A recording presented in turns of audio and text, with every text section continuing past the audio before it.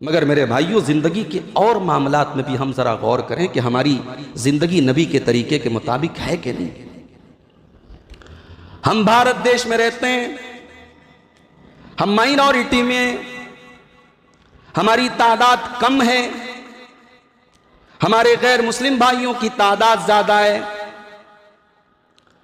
क्या हमें नबी की सीरत में कोई एग्जाम्पल मिलता है, कोई नमूना मिलता है कि अगर दुनिया में मुसलमान कहीं अकलियत में हो, माइनॉरिटी में हो, तादाद में कम हो, अल्पसंख्यक हो, तो मुसलमान उस सिचुएशन में क्या करें? सीरत की किताबें आप उठाइए। अल्लाह के नबी की जिंदगी के दो दौर मिलते हैं। एक दौर है आपका मदीना जाने के पहले का दौर, और एक है मदीना जाने के बाद का दौर। मदीना जाने के पहले का जो दौर है उस दौर को कहा जाता है मक्की दौर, और जो हिजरत के बाद की जिंदगी है उसको कहा जाता है मदनी दौर या मदनी जिंदगी। मक्की जिंदगी में क्या है? मुसलमान थोड़े से हैं,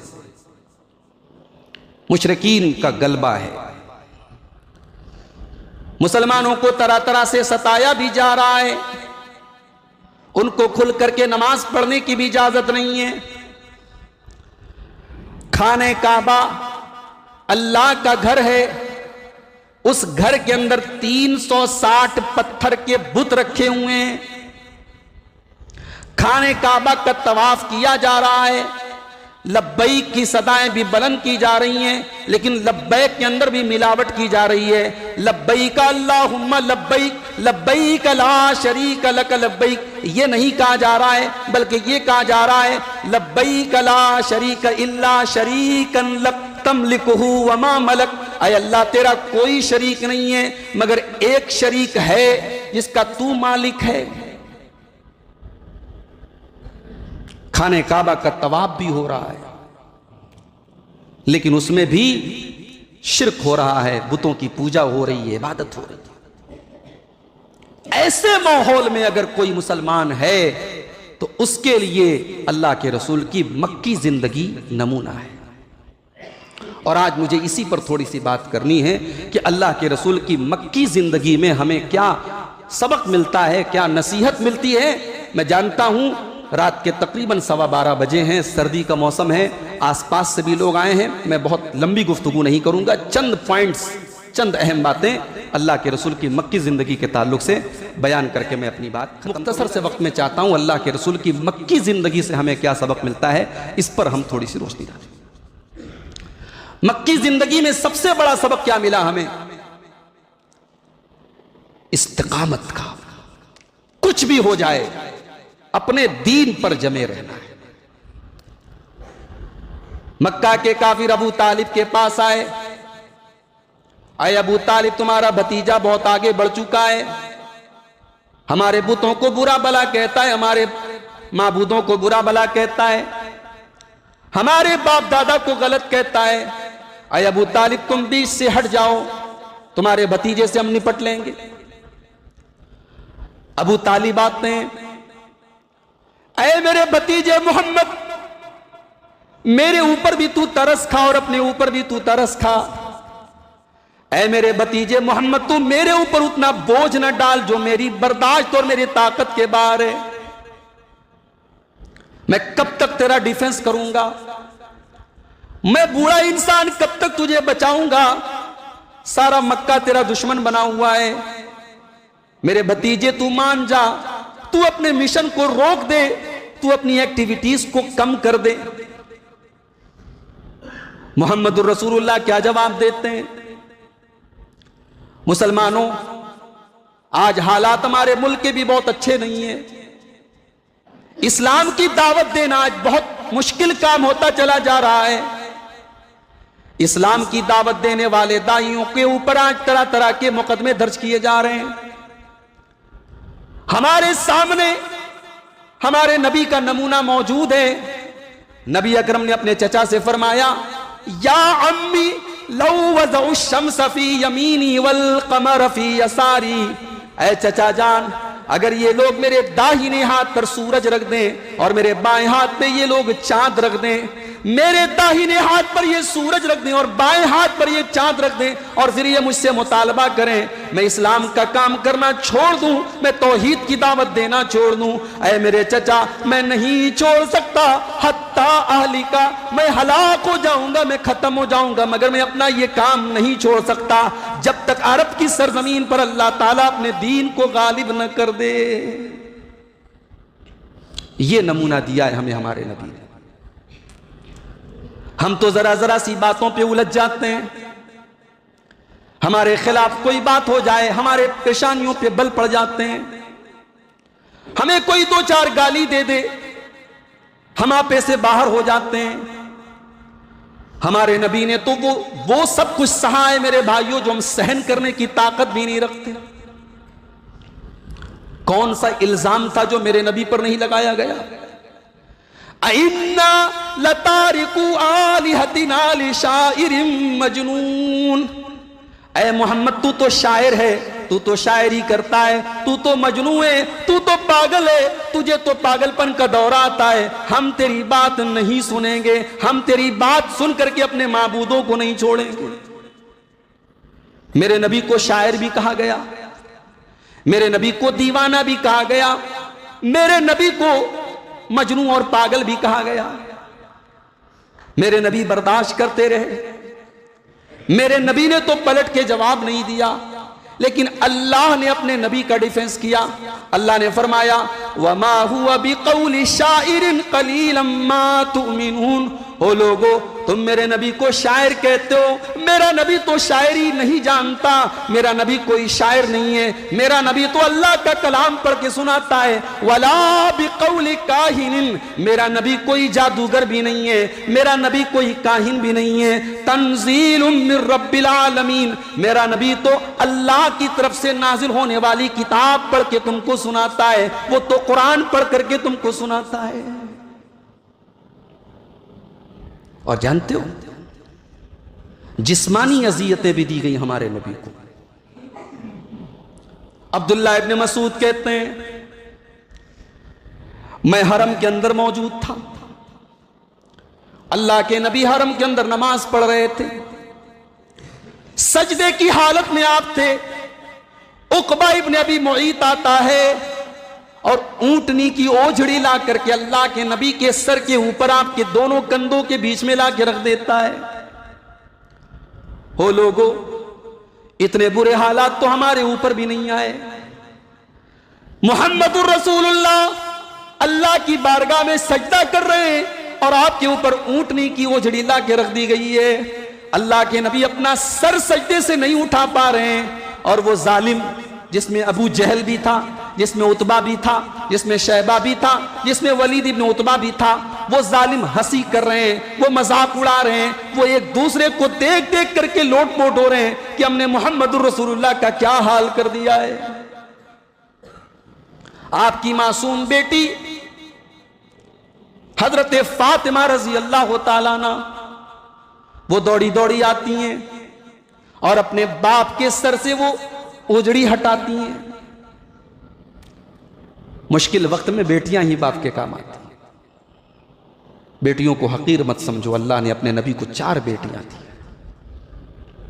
हजरत फातिमा ने आपके सर से उस ओझड़ी को उठाया, हटाया, आपने सजदे से सर उठाया, सलाम फेरा और अल्लाह की बारगाह में आपने हाथ उठाया और फरमाया अल्लाहुम्मा अलैका बिकुरैश, आय अल्लाह तू कुरैश से बदला ले ले, आय अल्लाह तू कुरैश को पकड़ ले, आय अल्लाह तू कुरैश से इंतकाम ले ले।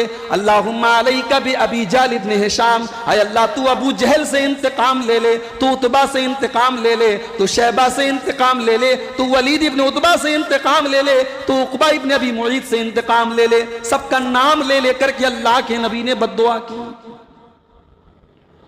और जब आपने बद्दुआ की तो अब्दुल्ला इब्न मसूद कहते हैं जिसका नाम लेकर के आपने बद्दुआ की थी मैंने गज़वे बद्र में सबकी लाशों को बद्र के कुएं में पड़ा हुआ देखा था। सब मरे हुए पड़े थे, उनकी लाशों को मैंने बद्र के कुएं में देखा था। वो नबी की बद्दुआ थी और हरम के अंदर खाने काबा के पास वो दुआ की गई थी। अल्लाह अपने नबी की दुआ को कैसे रद्द कर देता? नबी की जिंदगी से हमें सबक मिला, मक्की जिंदगी से। कुछ भी हो जाए, सब्र और इस्तिकामत नहीं छूटनी चाहिए। अल्लाह के दीन पर कायम रहो, अल्लाह के दीन का काम करते रहो। उसी मक्की दौर में एक वक्त ऐसा भी आया, मक्का वालों ने एक एग्रीमेंट तैयार किया, मुहम्मदुर रसूलुल्लाह और उनके पूरे खानदान का सोशल बाइकॉट कर दिया जाए। हमारे बनारस और लोहता की जुबान में कह लो, टाट से बाहर कर दिया जाए, टाट बंद कर दिया जाए, बाइकॉट कर दिया गया। पूरे खानदान बनी हाशिम को, अल्लाह के नबी के पूरे खानदान को एक इलाके में पैक कर दिया गया, या ये कह लो कि लॉकडाउन कर दिया गया।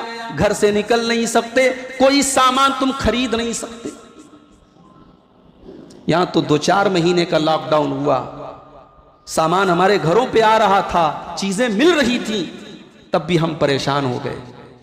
और अभी किसी तरीके से हालात नॉर्मल हुए थे, तो अभी एक नई बला आ रही, अल्लाह खैर करे। 3 साल तक सोशल बाइकॉट किया गया। मक्के में अनाज आता है, सारा मक्का अनाज खरीदता है, खाता है, लेकिन मोहम्मद रसूलुल्लाह के पूरे खानदान को वो अनाज कोई बेचने वाला नहीं है। पूरा खानदान बनी हाशिम 3 साल तक महसूर रहा। छोटे छोटे बच्चों के बिलकने की आवाजें आती थी, उन जालिमों के कलेजे नहीं पिघलते थे। औरतों के रोने की आवाजें आती थी, उन जालिमों के सीने नहीं पिघलते थे। दरख्तों के पत्ते चबाए, चमड़े चबाए, 3 साल तक सोशल बाइकॉट सहा है मेरे नबी ने और मेरे नबी के पूरे खानदान ने। मेरे प्यारे भाइयों, ये सब कुछ हुआ, मगर मेरे नबी ने अपने दीन से कोई समझौता नहीं किया, अपने दीन से कोई कॉम्प्रोमाइज नहीं किया, और अल्लाह के दीन की दावत का काम आपने नहीं छोड़ा, पहुंचाते रहे, अल्लाह का दीन का काम करते रहे। जब मेरे नबी ने तौहीद का पहला दर्स दिया था सफा की पहाड़ी पर, जब आपने सफा की पहाड़ी पे चढ़ करके अपने सारे खानदान के लोगों को बुलाया था और कहता है, मेरे खानदान के लोगों में अल्लाह का आखिरी रसूल हूं, मैं ला इलाहा इल्लल्लाह की दावत लेकर के आया हूं, तुम ला इलाहा इल्लल्लाह पढ़ लो, तुम कामयाब हो जाओगे, वरना अल्लाह का बहुत बड़ा अजाब तुम्हारे ऊपर आएगा। अनक़िज़ू अनफुसकुम मिनन नार, ऐ मेरे खानदान के लोगों, तुम अपने आप को जहन्नम की आग से बचा लो, तुम तौहीद पर आ जाओ, तुम इस्लाम की छाया में आ जाओ, मैं उसी इस्लाम की तुमको दावत देता हूं। नबी ने ऐलान किया, एक आदमी भी कलमा पढ़ने के लिए तैयार नहीं है। कुर्बान जाओ अपने नबी के जज्बे के ऊपर। मेरे नबी के अंदर कितना बर्दाश्त का मादा था। जब नबी ने अपनी तकरीर खत्म की, सब लोग छट गए, एक आदमी भी वहां नहीं बचा, बल्कि चचा, आपका चचा अबू लहब था, उसने कहा, तब बन लगा या मोहम्मद लिहाजा जमातना, ऐ मोहम्मद तेरे लिए बर्बादी हो क्या, इसलिए हमें तूने बुलाया था। लेकिन मेरे नबी उस वक्त भी मायूस नहीं हुए, आप तौहीद की दावत देते रहे और तकलीफों को सहते रहे, बर्दाश्त करते रहे। जब अबू लहब ने आपके रास्ते में रोड़ा अटकाया, अल्लाह ने कुरान की सूरत नाजिल फरमाई, तब्बत यदा अबी लहब व तब, अबू लहब के दोनों हाथ टूट जाएं, अबू लहब बर्बाद हो जाए, मा अगना अन्हु मालुहु व मा कसब, अबू लहब का माल उसके कोई काम नहीं आया, अबू लहब की कमाई उसके कोई काम नहीं आई। सयस्ला नारन ज़ात लहब, जानते हो अबू लहब का नाम अबू लहब क्यों पड़ा? लहब के माने अरबी में होते हैं आग का शोला, आग का अंगारा। अबू लहब बहुत गोरा चट्टा था भाई, खूबसूरती पर मत जाओ, अबू लहब बहुत खूबसूरत था, स्मार्ट था, हैंडसम था। कोई अगर लड़का हैंडसम है, कोई लड़की अगर खूबसूरत है, इसका यह मतलब नहीं कि उसका किरदार भी खूबसूरत है। असल खूबसूरती कैरेक्टर और किरदार की खूबसूरती। इतना खूबसूरत था अबू लहब कि उसका नाम अबू लहब पड़ गया। इतना खूबसूरत था, इतना उसका सुर्ख चेहरा था, लाल रंग का चेहरा था। अल्लाह ने फरमाया सयस्ला नारन ज़ात लहब, अबू लहब जिसका नाम अबू लहब है, अब वो लहब वाली आग में जाएगा, वो भड़कने वाली आग में, जहन्नम में जाएगा। और अकेला नहीं जाएगा, वम्रातुहु हम्मालतल हतब, उसकी बीवी भी जाएगी। उसकी बीवी उम्मे जमील नाम था उसका, वो लकड़ी उठा उठा के लाती थी और अल्लाह के नबी को तकलीफ पहुंचाती थी। अल्लाह ने फरमाया वम्रातुहु हम्मालतल हतब, अबू लहब की बीवी जो लकड़ी उठाती है वो भी जहन्नम में जाएगी। जानते हो अबू लहब अल्लाह के रसूल का समधी भी था। यह बात पता है कि नहीं आपको? समधी था भाई। अल्लाह के रसूल की दो बेटियां रुकैया और उम्मे कुलसूम, इन दोनों का निकाह हुआ था अबू लहब के दो लड़कों से, उतबा और उतैबा से। निकाह हुआ था, अभी रुखसती नहीं हुई। जब कुरान की यह सूरत नाजिल हुई, अबू लहब और उसकी बीवी को बहुत गुस्सा आया। उन्होंने अपने बेटों से कहा जाओ पहले तलाक दे के आओ मोहम्मद की बेटियों को। दोनों ने आकर के ऐलान किया सारे मक्का के सामने, हम मोहम्मद की बेटियों को तलाक देते, अब हमारा कोई वास्ता नहीं है। समाज में किसी की लड़की को तलाक हो जाए कितनी बड़ी मेंटल और जहनी तकलीफ होती है, ये वही बाप जान सकता है जिसकी बेटी को तलाक हो जाए। मेरे प्यारे भाइयों, मुहम्मदुर रसूलुल्लाह ने कौन सी अज़ियत नहीं सही है। आपको जिस्मानी तौर पर भी सताया गया और ज़हनी तौर पर भी आपको सताया गया।